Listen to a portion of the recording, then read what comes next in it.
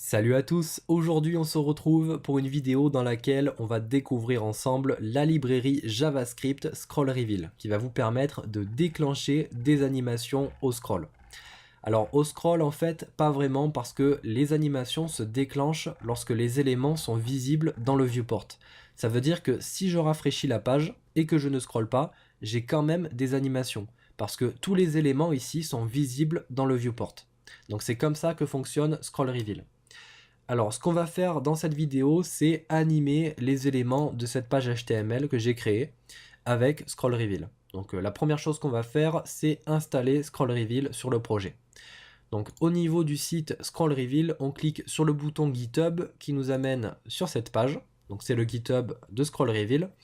Et si on scrolle un petit peu, on a ici la partie installation. Donc le plus simple, c'est de récupérer la balise script qui est ici. Donc c'est ce qu'on va faire, on va la copier. Mais sinon, vous pouvez télécharger Scroll Reveal avec le bouton ici Download. Vous pouvez installer Scroll Reveal avec NPM ou Bower si vous voulez aussi. Donc vous faites comme vous voulez. Donc moi j'ai récupéré la balise script. Hop, je vais scroller tout en bas de ma page HTML et on va la coller juste ici. Donc j'ai aussi créé un fichier JS vide et c'est dans ce fichier qu'on va coder les animations avec Scroll Reveal. Donc comment ça fonctionne? Alors la première chose qu'il faut faire, c'est pour que ce soit plus simple, c'est de créer une variable. Alors eux ici sur la documentation ils l'appellent SR. Après vous lui donnez le nom que vous voulez et vous pouvez la rattacher à Windows. Alors on n'est pas obligé, on peut tout à fait créer une constante SR qui est égale à la méthode Scroll Reveal, parce que cette méthode, on va s'en servir à chaque fois qu'on souhaite faire une animation. Donc on crée une constante SR qui est égale à la méthode Scroll Reveal. Ensuite, c'est plutôt simple, on a juste à se servir de la méthode Reveal, et dans cette méthode, on vient cibler l'élément que l'on souhaite animer. Donc on se sert de la constante SR, et on fait un point Reveal, et on vient cibler un élément. Donc on va commencer par le H1 qui est ici. Donc le H1, j'en ai qu'un. Donc ce qu'on peut faire, c'est directement mettre, hop, sous forme de chaîne de caractères, H1. Donc on peut cibler le tag, on peut cibler une classe avec un point, ou vous pouvez cibler un ID avec un dièse. Donc là, je cible mon H1, et rien qu'avec cette ligne, eh bien, je vais pouvoir l'animer. Donc si je rafraîchis la page, hop, on a une animation. Alors ce qui est intéressant, c'est de regarder à ce niveau-là. On voit qu'on a une animation sur la visibility, sur un transform avec un translate, un scale, une animation sur l'opacité. Voilà, on a tout ça. Et si on regarde, on voit que le H1, donc on a une animation sur le translate et au départ, il est légèrement positionné vers le bas. Alors ça vient des options. Donc on va pas toutes les faire, les options, parce qu'il y en a vraiment beaucoup, elles sont toutes ici. Et ça vient en fait du origin qui est par défaut en bottom. Donc ça veut dire que par défaut, l'élément est positionné vers le bas et l'animation consiste à le faire remonter légèrement. Donc pour vous montrer une option rapide, on va mettre une virgule et les options en fait c'est un objet que l'on met en deuxième paramètre de la méthode reveal et dans cet objet on va passer toutes les options et on va avoir par exemple duration. Donc duration, c'est une valeur de type number et par défaut elle est à 500. Ça veut dire que l'animation dure 0,5 secondes. Voilà, c'est 500 millisecondes. Et si on met 2000, on va avoir une animation qui dure 2 secondes. Donc si je rafraîchis, on a une animation qui est beaucoup plus lente. Et on voit bien que le H1 part de légèrement vers le bas. Alors pour changer ça, on peut mettre un origin différent. On peut mettre left, top ou right. Donc par défaut, il est à bottom. Donc on va mettre un origin en top. Et on n'oublie pas de mettre la petite virgule ici parce qu'on est sur un objet. Donc on enregistre, on actualise et on voit ici que le H1 part d'en haut. Ensuite, comme option, on a par exemple la distance. Donc par défaut, la distance est à 20 pixels.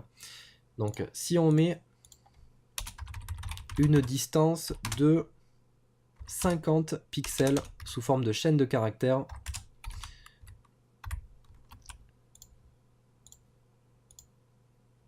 donc on voit qu'il arrive de 50 pixels vers le haut. Donc en fait, si on met un distance 50 pixels et un origin top, c'est comme si on mettait un translate Y à moins 50 pixels. Parce que Y, c'est pour l'axe Y, hein, l'axe vertical, et moins 50 pixels, ça déplace l'élément vers le haut de 50 pixels. Ensuite, on a la possibilité de mettre un délai. Donc ça, on va le voir juste après. Vous pouvez faire des rotations. Donc le rotate, c'est un objet. Donc vous avez sur l'axe X, Y et Z. On peut jouer sur l'opacité. Donc ça, c'est plutôt sympa. Donc par défaut, l'opacité est à 0. Ça veut dire que quand on actualise, l'élément est invisible et on a une animation sur son opacité. Ensuite, on a le scale qui par défaut est à 0.9. Donc ça vient de cet effet, hein, par défaut le H1 est légèrement plus petit.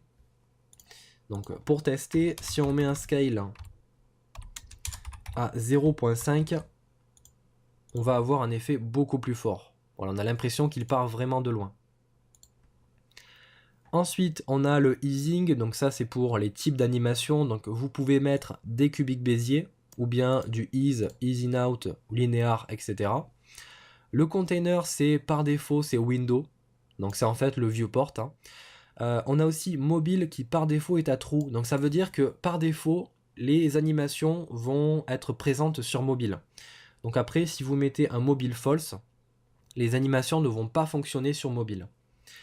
Ensuite, on a le reset qui par défaut est à false. Donc ça c'est plutôt intéressant. Ça veut dire que si j'actualise, donc on a l'animation, et si je scroll et que je remonte, on n'a pas d'animation à nouveau. Alors si on met un reset à true, donc je rafraîchis, on a l'animation, je scroll, et dès que l'élément n'est plus visible dans le viewport, on voit ici le translate Y, comme je vous disais, à moins 50 pixels, et quand je remonte, on a à nouveau l'animation. Donc c'est à ça que sert le reset. Ensuite, on en a d'autres, on a des fonctions callback ici, donc je ne vais pas rentrer dans les détails, n'hésitez pas à aller voir plus en profondeur les options.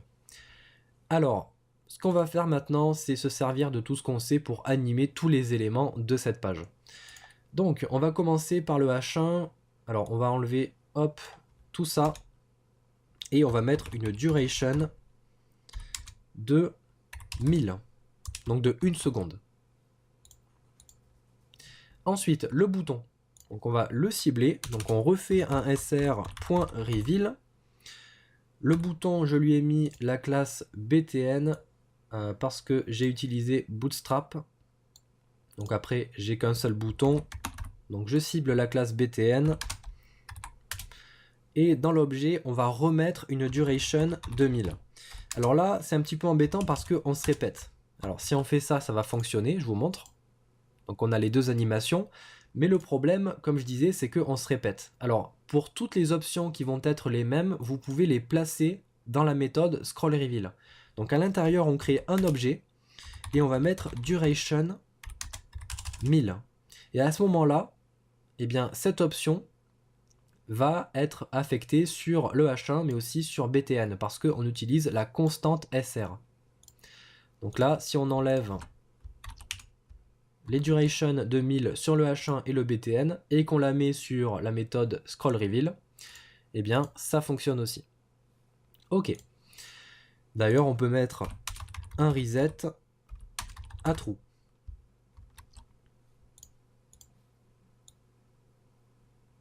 Ok. Alors l'autre petit souci, c'est que les animations se déclenchent en même temps. Alors ce qui serait sympa, ce serait d'abord d'avoir l'animation sur le H1 et puis ensuite l'animation sur le bouton. Et pour ça, on va utiliser une option qu'on n'a pas vue, je crois, c'est delay. Donc pour mettre un délai en fait. Et on va mettre un délai sur le bouton. Un délai par exemple de 500. Donc de 0,5 secondes. Donc j'actualise, on a le H1 et 0,5 secondes après, on a le bouton. Ok. Ensuite, pour toutes les cartes, alors le petit souci ici, c'est que, je vais vous montrer, on va faire un sr.reveal et on va cibler toutes les divs qui ont la classe card. Donc chaque div a une classe card, je vous montre, hop, et on va toutes les cibler. Donc on fait un sr.reveal, on vient cibler la classe card. Et si j'enregistre et que j'actualise, on a toutes les cartes qui s'animent en même temps. Alors ici, on va pas s'embêter à toutes les cibler une par une et mettre un délai. On a quelque chose de plutôt intéressant, c'est les animations en fait séquencées. Et vous pouvez mettre sur la méthode reveal un troisième paramètre qui va être en fait le délai entre chaque élément. Donc là vous voyez que c'est exactement ce qu'on voudrait pour les cartes.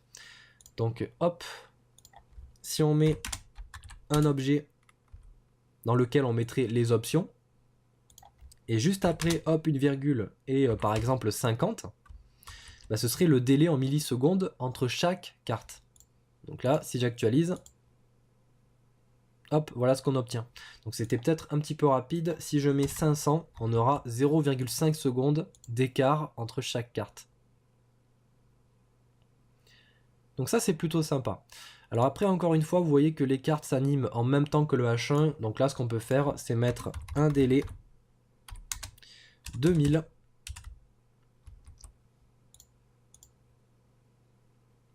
Et du coup on a des animations plutôt sympas. Alors 500 c'est peut-être un petit peu rapide, on va remettre 50.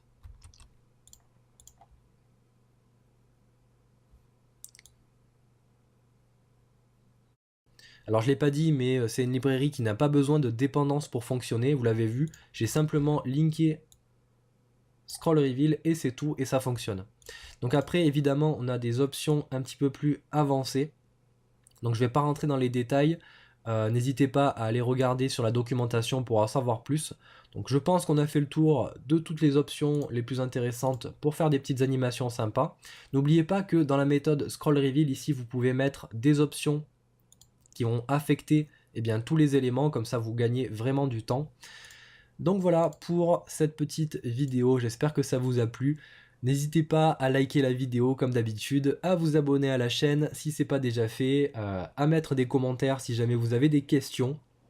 Et moi du coup, je vous dis à la prochaine pour la prochaine vidéo. Salut à tous!